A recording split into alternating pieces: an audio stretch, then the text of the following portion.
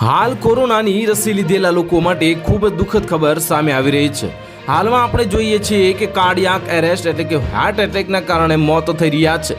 હાલમાં જ શેફાલી જરીવાલાનું અચાનક મોત થયું। નાની ઉંમરના લોકો હાર્ટ એટેકનો ભોગ બની રહ્યા છે। કોરોના વેક્સિન લીધા બાદ હાર્ટ એટેકના કેસ વધી રહ્યા હોવાના આક્ષેપો થઈ રહ્યા છે, પરંતુ આ બાબતે ઇન્ડિયન કાઉન્સિલ ઓફ મેડિકલ અને એમ્સ દ્વારા એક ખુલાસો કરવામાં આવ્યો છે। તેઓએ જે કરેલા અભ્યાસ પરથી એ સ્પષ્ટ થયું છે કે કોવિડ-19 બાદ વયસ્કોના અચાનક થઈ રહેલા મોત પાછળ કોરોના વેક્સિનનો કોઈ સંબંધ નથી અને કેન્દ્રીય સ્વાસ્થ્ય મંત્રાલયે સ્પષ્ટ કર્યું છે કે યુવાઓમાં થઈ રહેલા હાર્ટ એટેક અને કોરોના વેક્સિન વચ્ચે કોઈ સંબંધ નથી। મંત્રાલયનું કહેવું છે કે ICMR તરફથી કરવામાં આવેલા અભ્યાસમાં કોરોના વેક્સિન અને હાર્ટ એટેક વચ્ચે કોઈ સંબંધ હોવાનું જાણવા મળ્યું નથી।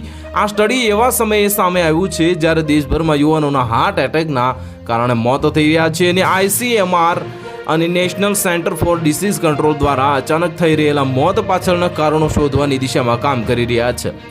આ સ્ટડીમાં જીવનશૈલી અને પૂર્વ સ્થિતિઓને અચાનક થઈ રહેલા મોતનું પ્રમુખ કારણ માનવામાં આવે છે।